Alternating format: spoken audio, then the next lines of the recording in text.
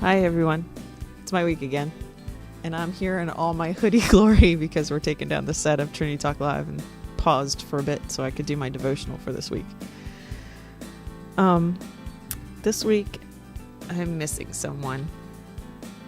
As of the taping of this devotional, our daughter is in Orlando with her high school's band, chorus, and orchestra. I miss having my sassy girl here. We've been texting and it's been about silly stuff and some important stuff, but I still miss having her here. This is a big trip for these kids.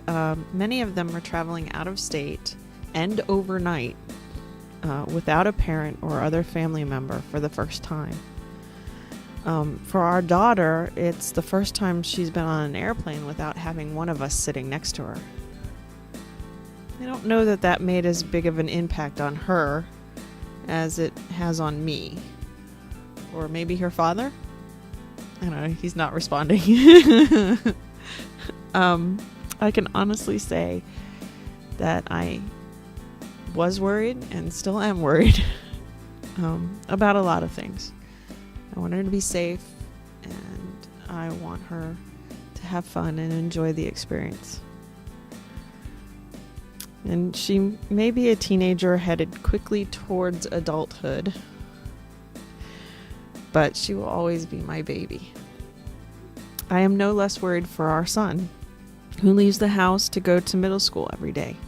Middle school, the bane of everyone's existence. He doesn't like change, and he has been struggling with this one. And as most of you know, kids can be cruel. So Mama Bear worries. It's at times like these that I try to remind myself of scriptures like Philippians 4:6-7. Do not be anxious about anything, but in every situation, by prayer and petition, with thanksgiving, present your requests to God. And the peace of God, which transcends all understanding, will guard your hearts and your minds in Christ Jesus. That's really nice. But then the mama bear in me says, Paul wrote this. Paul didn't have any kids. How can he understand the special kind of worry that a mom has for her kids? And recently, I've turned to the story of Abraham and Isaac. I think about that part of the Old Testament a lot this time of year because it was the one thing in the Old Testament that I think Jews should have looked at and seen the similarities to what Jesus eventually did for us all on that cross on Calvary. I think it points directly to what God did about giving up his only son for us. You need to check out Genesis 22 for the full story, but the gist of it is God tells Abraham to take Isaac up a mountain to sacrifice him. It's a 3-day journey. Isaac carries the wood himself. Abraham is about to sacrifice his son when God stops him and provides another sacrifice. The parallels between this and Jesus' last day are very evident. However, what I get from this story more profoundly this Lent, particularly right now, than others, is Abraham's willingness to give his most precious possession to God. He trusted God with the life of his son. And God's reply in Genesis 22:12 is, "Now I know that you fear God, because you have not withheld from me your son, your only son."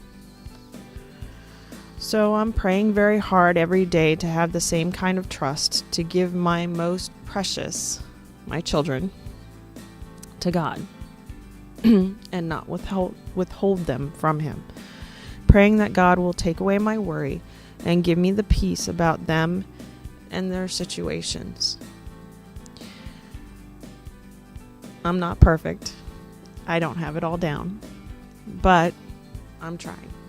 Are you holding back something from God? It doesn't have to be trusting him with your child's circumstance like I am.